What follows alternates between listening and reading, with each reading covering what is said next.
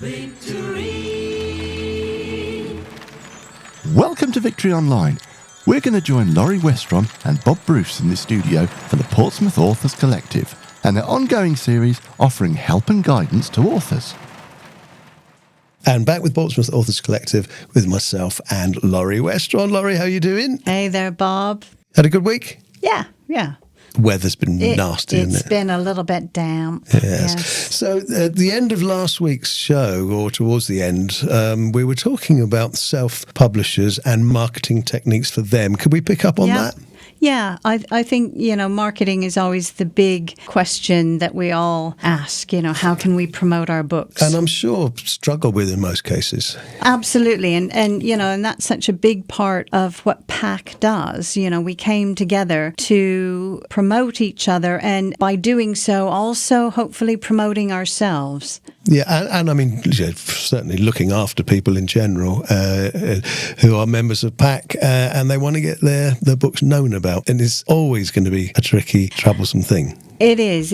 And, so we've kind of been gathering information from our members and also the research that we've done on kind of the best ways to find that audience and with readers. So what have you got? So paid ads, of course, is one way of promoting your book. And you can do that through print publications. So there are literary magazines and journals who you can post or have print ads with. And then, of course, there are social media ads. And of course, that's the freebie, unless you want to start paying for ads. Well, yeah, there's not much in life that is free. We have tried to do things collectively to try and save people money for ads. I mean, it depends on everyone joining in and sharing each other's posts. Do you think that if a new author is trying to put a plan together to launch a book, that they should create or they should put by a marketing budget?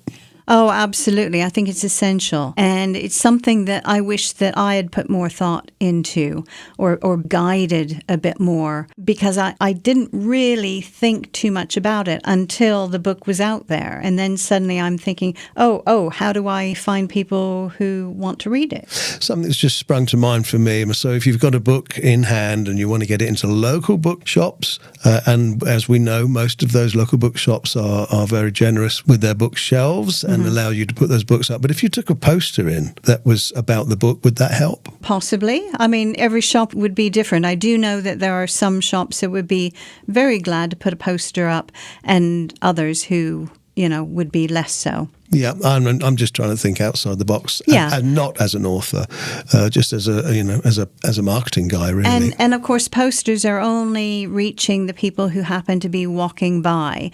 So I think they have quite a limited local relevance. Sure. This is maybe one area that social media is a real asset.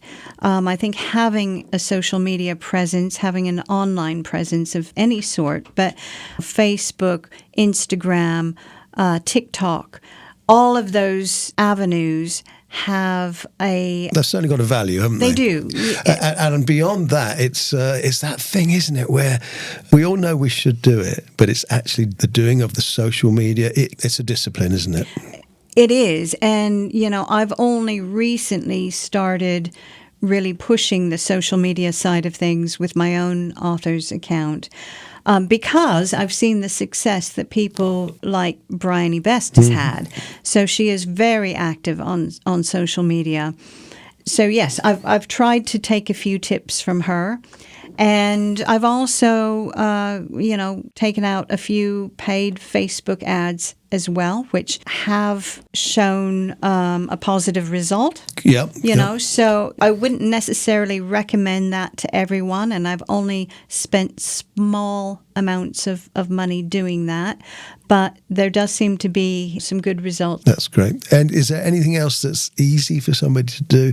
And I say that because, running the radio station, if I'm left to look after the social media myself, it's a task and a half. Oh, it is, because, I think there are a number of different things that have been introduced, videos and audio recordings and text posts.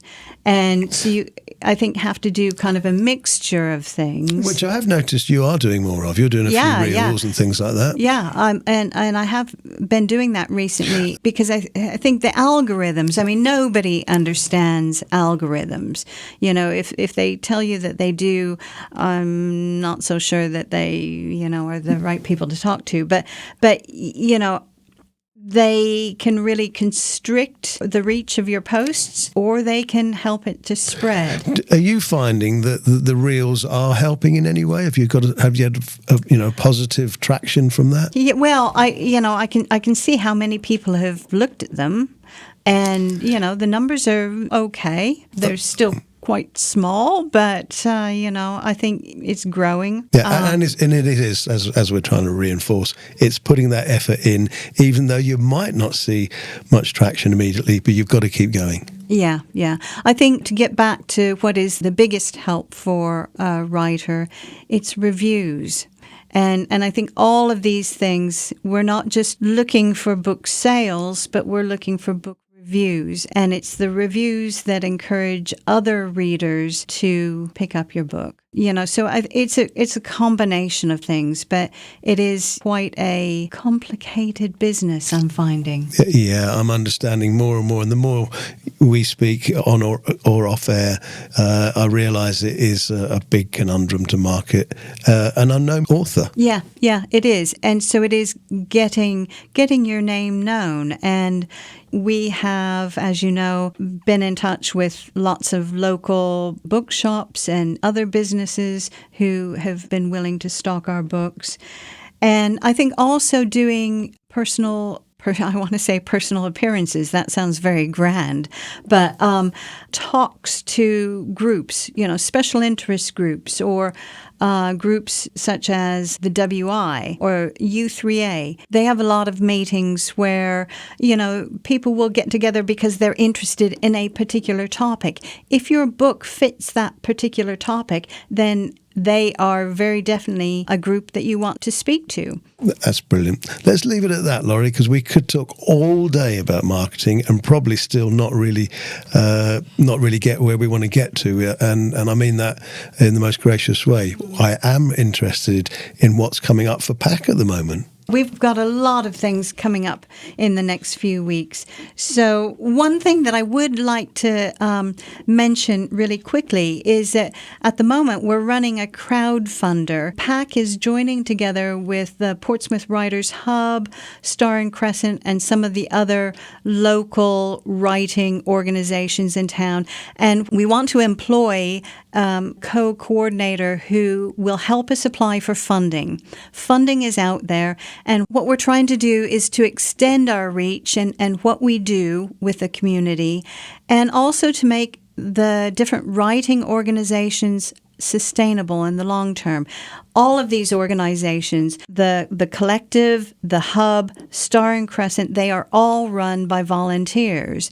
And, you know, what happens if those volunteers are no longer there? And I think we really want to make sure that what we're doing now goes into the future, even when we're not here to do the legwork. Yeah, I understand that your dream is to have a permanent multifunction space for workshops. Absolutely. I think, someplace like that where we could really get creative and do some, not just live readings, but live performances or other events and workshops to help new writers develop their craft. I mean, that's what the Hub is all about.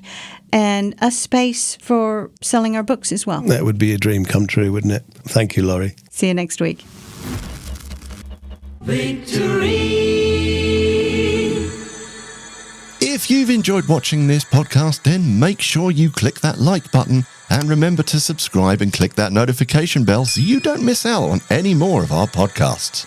And don't forget, you can listen in where we're busy making radio like it used to be on your DAB radio or online at victoryonline.co.uk. And you can also listen to us on your smart speaker. Just ask it to tune in to Victory Online. Thanks for watching and hope to see you again soon.